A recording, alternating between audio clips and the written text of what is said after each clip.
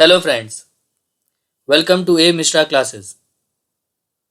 This video is in continuation to our first video on Introduction to Income Tax, in which we have learned about applicability of income tax, its scope, budget, finance bill, finance act, previous year and assessment year, and scenarios in which previous year and assessment year will be same.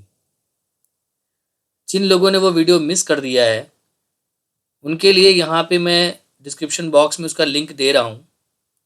उस link के through आप वो video देख सकते हैं और अगर आपको पसंद आए तो प्लीज़ उसे लाइक करें और नेक्स्ट वीडियो वॉच करने के लिए प्लीज़ सब्सक्राइब।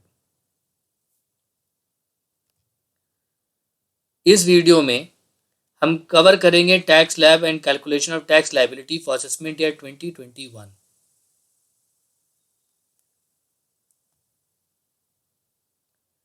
अभी इस चैप्टर में जैसे हम लोगों ने देखा कि भाई income tax means tax on income. ये इनकम कोई ना कोई तो जनरेट करेगा और उसके इनकम पे क्या होगा, टैक्स लगेगा। तो जिस व्यक्ति पे टैक्स लगता है यानी जिस व्यक्ति की इनकम पे टैक्स लगेगा, जो व्यक्ति टैक्स देगा वो है एसएससी। एसएससी आपका डिफाइंड है सेक्शन 2 सबसेक्शन 7 में। अब आप इसको यहाँ पे इनकम टैक्स की लैंग्वेज में पढ़ लें। इनकम टैक्स में लैंग्वेज में लिखा है कि assessee means a person by whom any tax or any other sum of money is payable under this act, वो एसएससी है।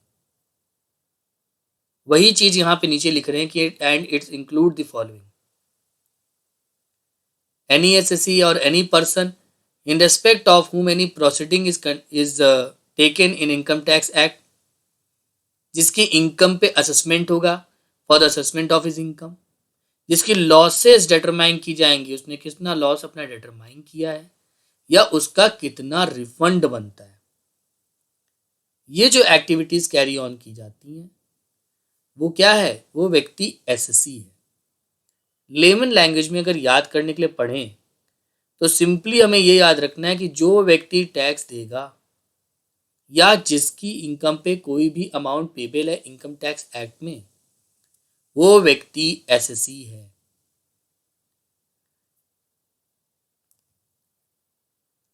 डीम्ड एसएससी, डीम्ड एसएससी वो होता है जो एक्चुअली एसएससी नहीं है, यानी कि उसकी इनकम पे टैक्स नहीं लगा, परंतु वो माना जाएगा कि उसकी इनकम है। वो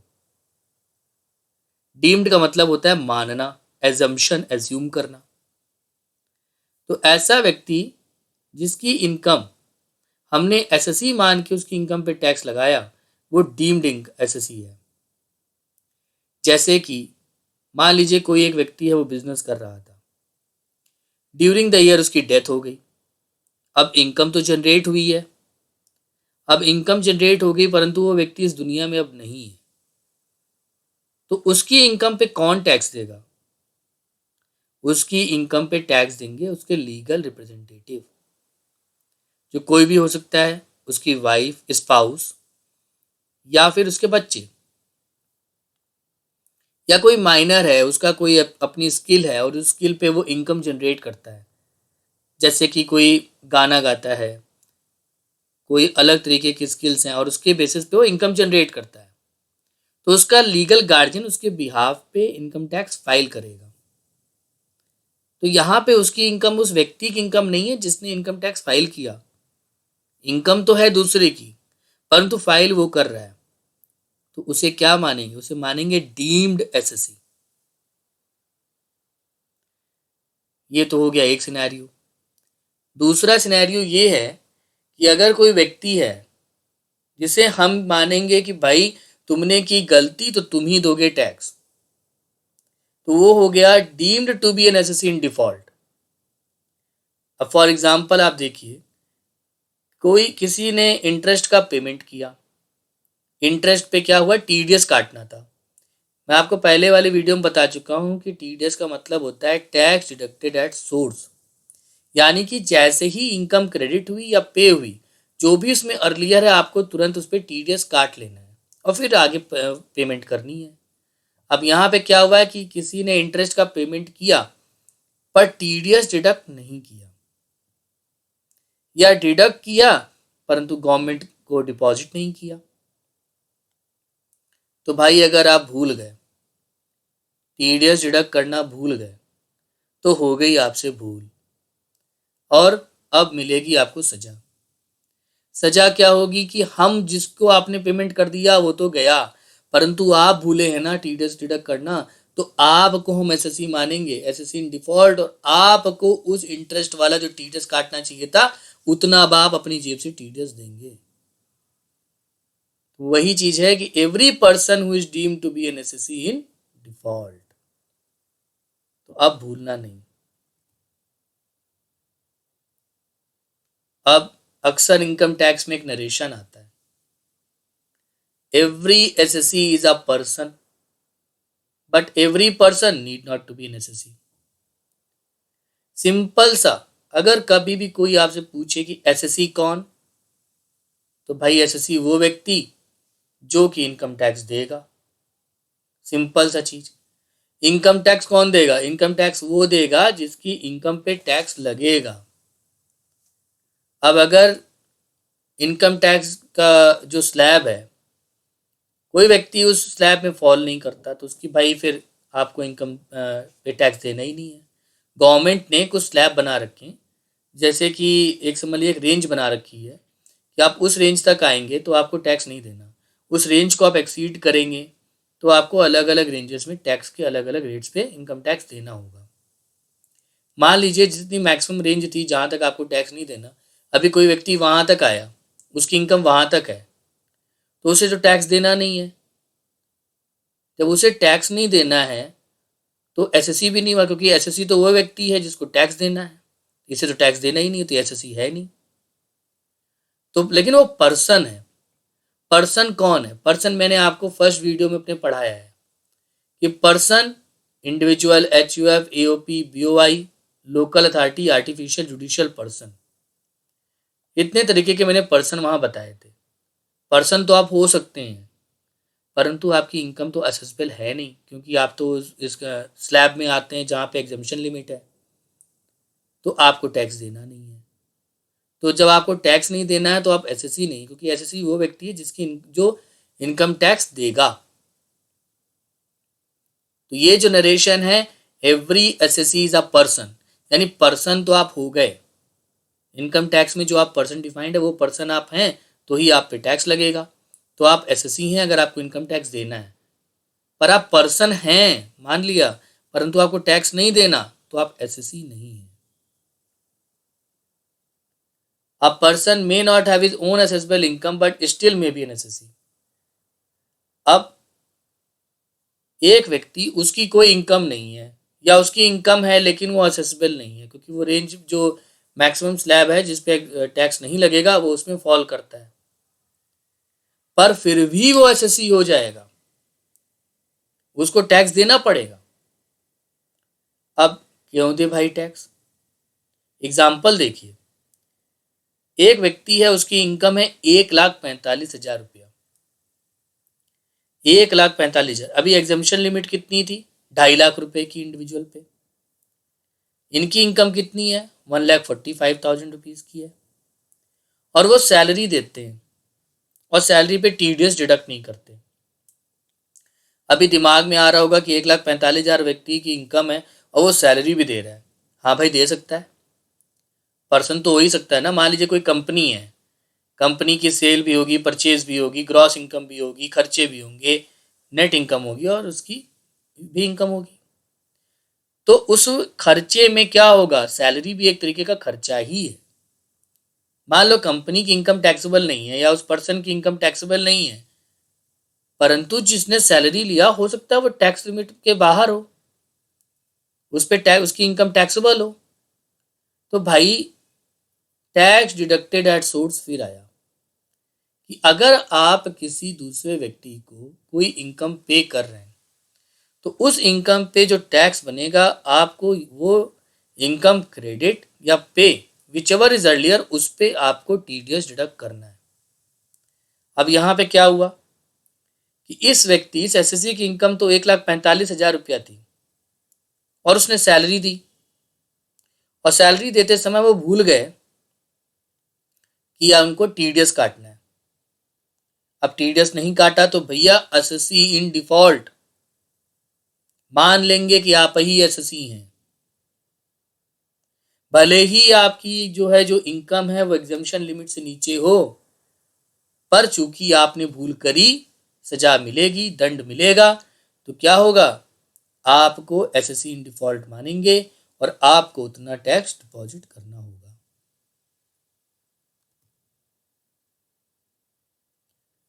अभी कौन सा सेक्शन है इनकम टैक्स का जो कि ये अथॉरिटी प्रोवाइड करता है कि भाई इनकम टैक्स लगाओ, इनकम पे टैक्स लगाओ? ये कौन सा सेक्शन है इनकम टैक्स का? ये जो चार्जिंग सेक्शन है वो है सेक्शन 4। तो charge of income tax is defined in section 4। अभी तब से इतनी ढेर सारी बातें हुई कि इनकम पे टैक्स लगेगा। कौन सी इनकम पे टैक्स लगेगा? इनकम दो तरीके की हो सकती है, एक होती है ग्रॉस टोटल इनकम और एक होती है टोटल इनकम। ग्रॉस का मतलब होता है कि सब चीजें जोड़ के, ठीक है। ग्रॉस टोटल इनकम, जो ये टोटल इनकम है इनकम टैक्स में, वो 5 हेड्स में डिवाइडेड है।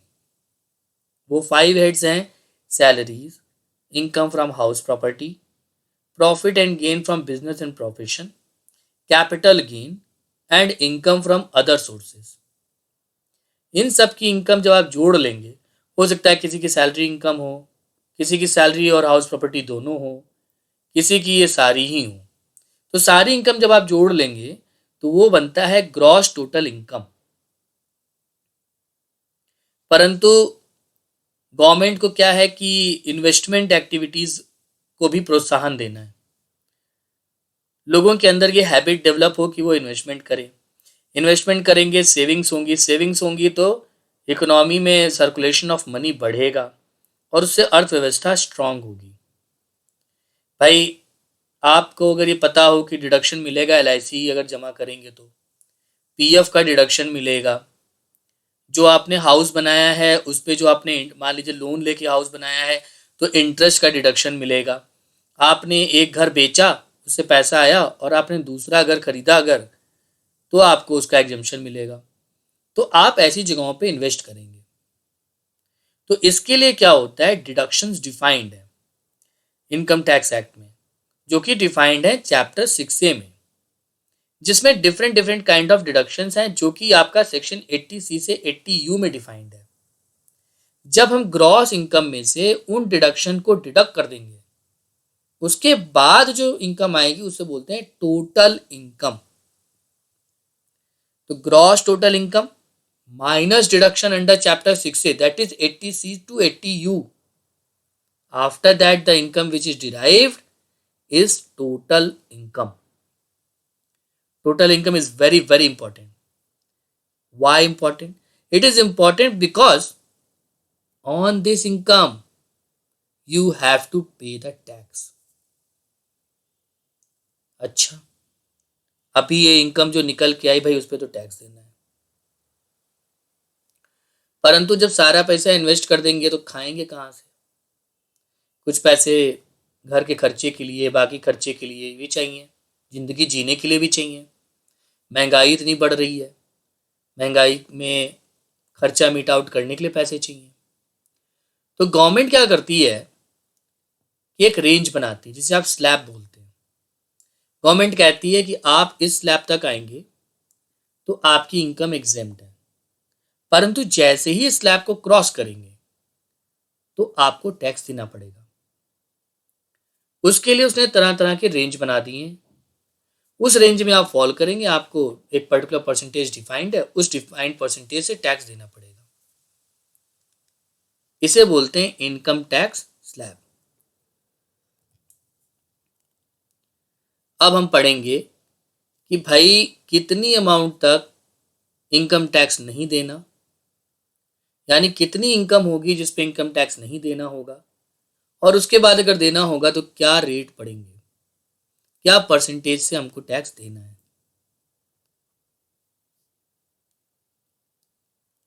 अब अगर कोई इंडिविजुअल है, पहले क्या था कि मैन और वुमेन के लिए अलग अलग टैक्स स्लैब था, अभी ऐसा कुछ नहीं है, अभी पुरुष और महिला बराबर। तो अगर कोई इंडिविजुअल है, वो रेजिडेंट है इंडिया में, रेजिडेंट और नॉन रेजिडेंट में आने वाली वीडियोस में कवर करूंगा। तो कह रहे हैं अगर कोई इंडिविजुअल है, वो रेजिडेंट है इंडिया में और उसकी एज 80 ईयर से ज़्यादा है प्रीवियस ईयर में, तो भाई 5 लाख रुपए तक कोई टैक्स नहीं देना। 5 लाख से 10 लाख तक हो तो 20% का टैक्स दोगे, और 10 लाख से ज़्यादा है तो 30% का टैक्स देना होगा। अब अगर कोई इंडिविजुअल है, इसके पहले हमने पढ़ा कि 80 साल से ज़्यादा है, इस वाले में अगर उसकी एज 60 to 80 ईयर्स है तो भाई 3 लाख तक तो नील, 3 लाख से 5 लाख 5%, 5 लाख से 10 लाख 20%, और 5 लाख से ज़्यादा तो 30%। ओके। अब वो इंडिविजुअल HUF, AOP, BOI या आर्टिफिशियल जुडिशियल पर्सन जिसकी इनकम 2.5 लाख रुपए तक है तो नील, 2.5 लाख से 5 लाख है तो 5%, 5 लाख से 10 लाख है तो 20%, और 10 लाख से ज्यादा है तो 30%। हमने क्या क्या एज ग्रुप पढ़ा, 80 साल से ज्यादा, 60 साल से 80 साल, और यहाँ पे देखिए कोई एज नहीं लिखी, इसका मतलब है ये 60 साल से कम। एग्जेम्पशन लिमिट ऐसे याद करेंगे, 80 साल में मैक्सिमम एग्जेम्पशन लिमिट 5 लाख, 60 से 80 3 लाख, 60 साल से कम 2.5 लाख। रेट वही है 5%, 20%, 30%। बस इस चीज को ध्यान रखेंगे और ये स्लैब हमेशा याद रहेगा। सरचार्ज, सरचार्ज का मतलब होता है टैक्स ऑन टैक्स, और ये हमेशा इनकम टैक्स पे लगता है, इनकम पे नहीं। जितनी आपकी इनकम टैक्स निकली उस पे सरचार्ज लगेगा। तो बोले कि अगर 50 लाख से 1 करोड़ रुपए तक की आपकी टोटल इनकम है तो आपका जो इनकम टैक्स कैलकुलेट हुआ उसका 10%। 1 करोड़ से 2 करोड़ है इनकम आपकी तो 15% ऑफ सच इनकम टैक्स। आपका इनकम 2 करोड़ से 5 करोड़ है तो 25% ऑफ सच इनकम टैक्स, और 5 करोड़ से ऊपर है तो 37%। इसे याद कैसे करेंगे, 10, 15, 25 एंड 37%। 10, 15 का जो एडिशन है वो 25 यानी कि तीसरा 25 है। 10, 15, 25 एंड 37%। 50 लाख से 1 करोड़ 10%, 1 करोड़ से 2 करोड़ 15%, 2 करोड़ से 5 करोड़ 25%, और 5 करोड़ के ऊपर 37% ऑफ इनकम टैक्स।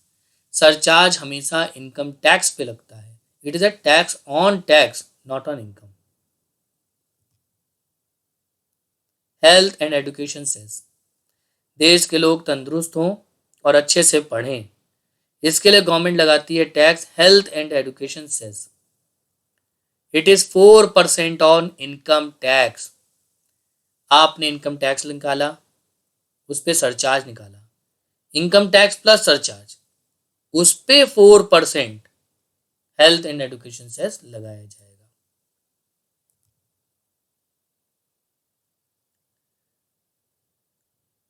अभी हमने ये सब पढ़ा। अब अगर हमें जाने कि भाई कोई इंडिविजुअल है, उसकी इनकम 5 लाख रुपए तक है, इंडिविजुअल है वो व्यक्ति, उसकी इनकम भी कम है, तो उसे कुछ रिबेट मिलनी चाहिए सरकार की तरफ से। तो ये जो रिबेट आती है वो है सेक्शन 87A। परंतु यहाँ पे जो कंडीशंस हैं वो ये हैं कि वो व्यक्ति, वो पर्सन इंडिविजुअल ही होना चाहिए, only individual, no other person. He has to be individual, he has to be resident in India, और उसकी जो इनकम है वो 5 लाख रुपए तक ही है। तो उसे रिबेट कितना मिलेगा, उसे रिबेट मिलेगा income tax payable or rupees 12,500 whichever is less. Example, अगर कोई इंडिविजुअल है उसकी इनकम 5 लाख रुपया है, 60 साल से कम है उसकी एज, तो एग्जम्पशन लिमिट क्या है 2.5 लाख, और 2.5 लाख उसकी टैक्सेबल हो गई। उस 2.5 लाख पे आपका टैक्स क्या लगेगा 5%, और 2.5 लाख का 5% निकालेंगे तो कितना आएगा 12,500। 12,500 का क्या है यहाँ पे एग्जम्पशन है, क्योंकि उसकी इनकम कितनी है 5 लाख रुपया है, और 5 लाख रुपए तक एग्जम्पशन है, तो 12,500 का आपको एग्जम्पशन मिल जाएगा। आपको कोई टैक्स नहीं देना, आपको रिबेट मिल जाएगी अंडर सेक्शन 87A। अब उसकी टैक्स जो है, जो इनकम टैक्स निकला वो निकला 12,400, तो भाई इनकम टैक्स पेबल और rupees 12,500 which ever is less, तो आपका 12,400 पे रिबेट लग गया 87A का, और 12,400 का आपको कोई टैक्स नहीं देना। तो ये जो रिबेट डिफाइंड है वो है section 87A, and that is the income up to rupees 5 lakh of the resident individual. अभी तक तो हमने एग्जम्पशन लिमिट पढ़ी, वो एग्जम्पशन लिमिट सारी की सारी डिफाइंड थी इंडिविजुअल के लिए। अब अगर फर्म है इंक्लूडिंग एलएलपी यानी कि लिमिटेड लाइबिलिटी पार्टनरशिप, तो यहाँ पे कोई भी एग्जम्पशन लिमिट नहीं है, कोई भी स्लैब नहीं है, एक फ्लैट टैक्स रेट है वो है 30%। फर्म के केस में 30% का फ्लैट टैक्स रेट है। जो सरचार्ज है वो अगर आपकी इनकम 1 करोड़ से ऊपर है, यानी कि फर्म की इनकम अगर 1 करोड़ से ऊपर है तो उसको सरचार्ज देना होगा 12%, और हेल्थ एंड एजुकेशन सेस जो लगेगा वो लगेगा 4%। डोमेस्टिक कंपनी में 30% फ्लैट रेट है, यहाँ पे डोमेस्टिक कंपनी में 30%, यहां पर भी कोई भी स्लैब नहीं है। अगर इनकम 1 करोड़ से ज्यादा 10 करोड़ से नीचे है तो 7% का सरचार्ज लगेगा। Health and education cess 4%। Foreign company, विदेशी कंपनी अगर है तो उसका टैक्स रेट है 40%, और अगर उसकी इनकम 1 करोड़ रुपए से ज्यादा है लेकिन 10 करोड़ से कम है तो 2% का सरचार्ज, और अगर इनकम 10 करोड़ से ऊपर है तो 5% ऑफ टैक्स का सरचार्ज लगेगा। Health and education cess 4%।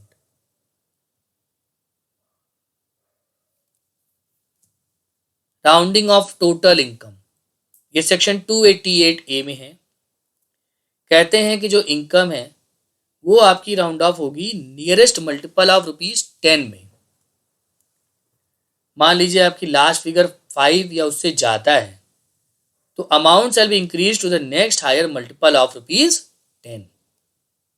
अगर 5 रुपए से कम है then amount shall be reduced to the next lower multiple of ₹10।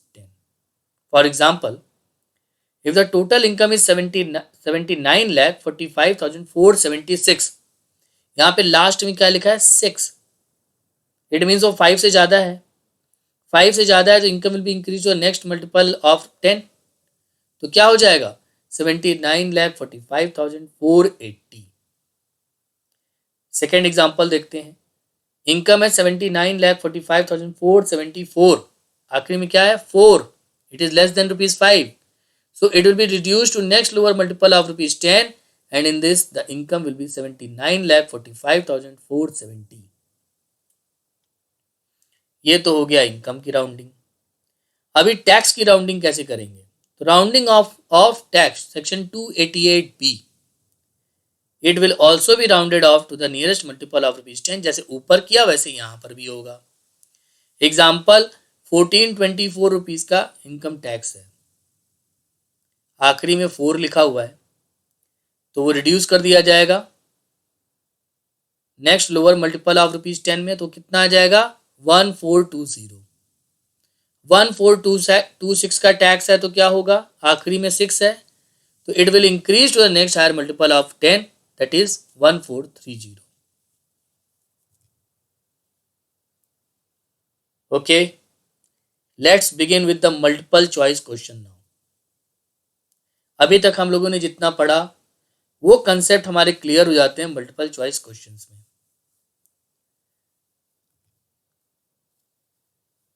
तो सबसे पहला जो एमसीक्यू आया है वो ये है कि surcharge on income tax for the assessment year 2020-21 is payable bye a domestic company.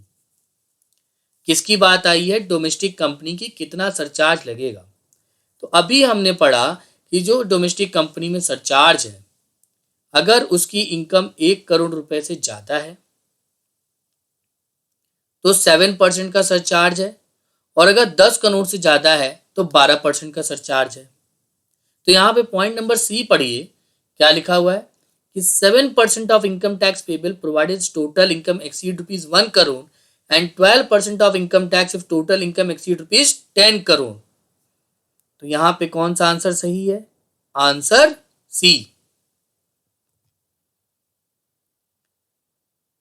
Surcharge in case of foreign companies payable at the rate of, मैंने अभी पीछे बताया आपको कि जो फॉरेन कंपनी है वो सरचार्ज देगी 2% और 5%। 2% अगर इनकम 1 करोड़ रुपए तक, 1 करोड़ से ज़्यादा है, 10 करोड़ से कम है।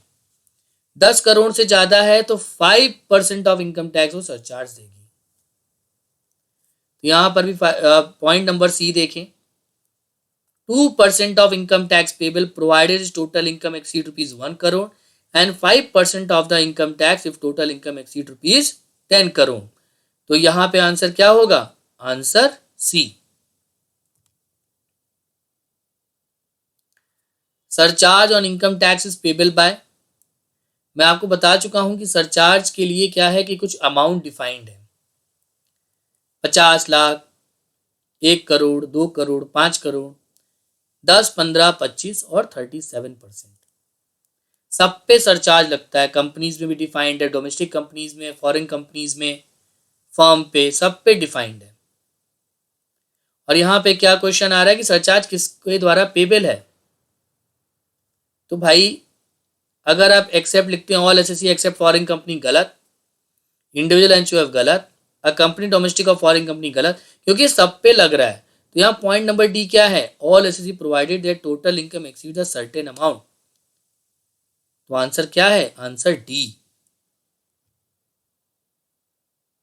The maximum amount on which income tax is not chargeable in case of HUF for the assessment year 2021 is simple, ₹250,000। Answer B। अब रेजिडेंट इंडिविजुअल है, उसकी एज 60 ईयर से बिलो है, उस पे कितना एग्जम्पशन लिमिट है? 250,000। तो आंसर यहां पे आंसर बी।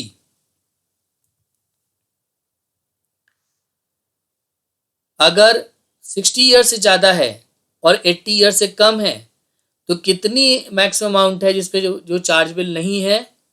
क्वेश्चन फिर से पढ़ते हैं। The maximum amount on which income tax is not chargeable for the assessment year 2020-21 in case of an individual who is resident in India of the age of 60 years or more but less than 80 years is, it is 3 lakh rupees।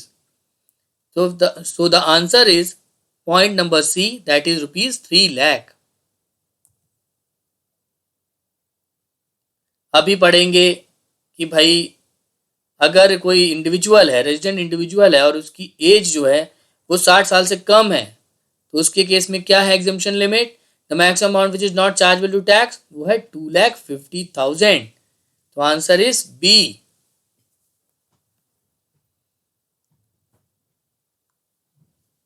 अगर कोई 60 साल से ज्यादा है, the maximum amount on which income tax is not chargeable for the assessment year 2021 in case of man or women who is of the age of 60 years or above but who is non resident India. अभी तक हम resident की बात कर रहे थे, यहाँ पे बात आ रही है नॉन रेजिडेंट। तो नॉन रेजिडेंट चाहे 60 साल से कम हो चाहे 60 साल से ज्यादा, कोई फर्क नहीं पड़ता। एग्जम्पशन लिमिट उसकी एक फिक्स है, वो है 2.5 लाख रुपया। तो यहाँ पे आंसर क्या होगा? Answer C, that is rupees 2,50,000।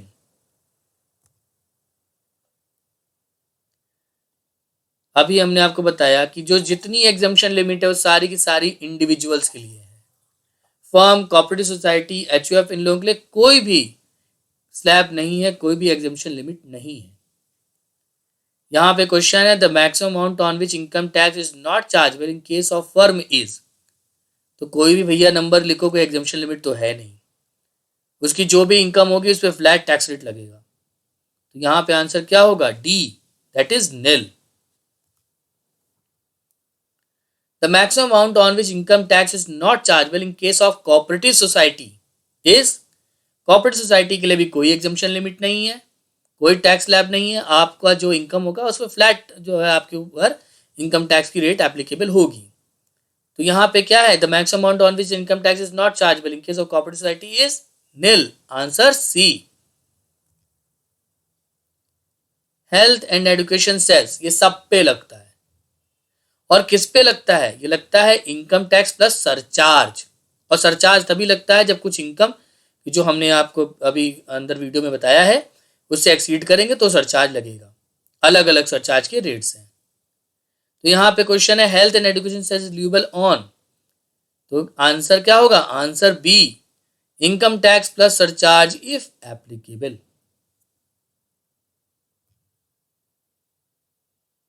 Health and education cess is leviable at the rate of 4%। Answer A.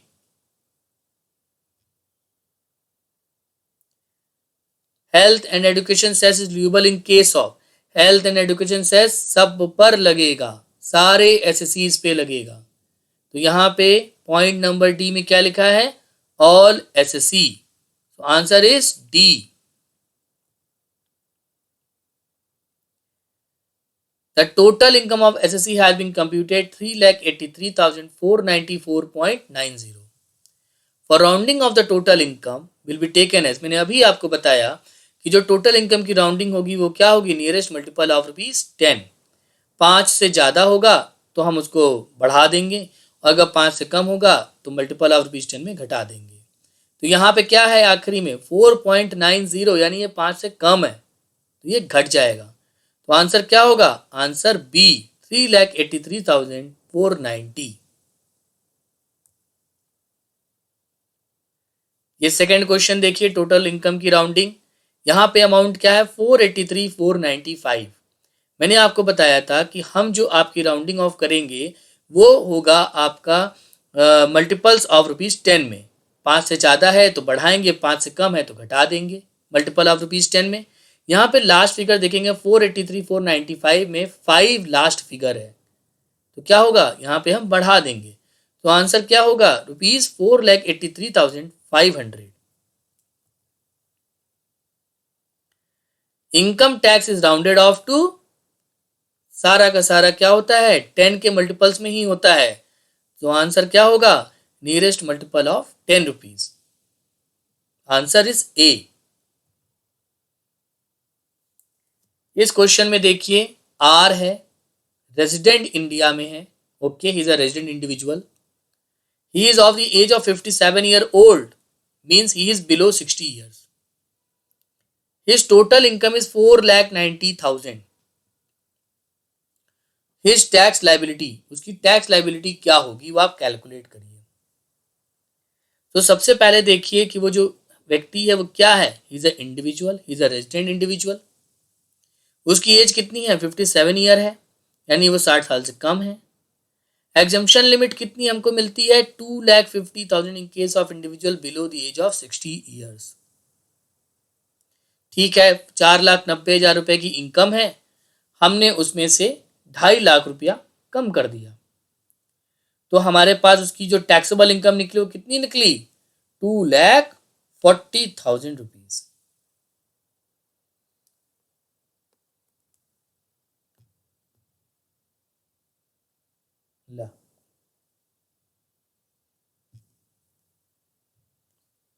Sorry, थोड़ा सा डिस्टर्बेंस हुआ है। 2,40,000 रुपीज की उसकी इनकम निकली।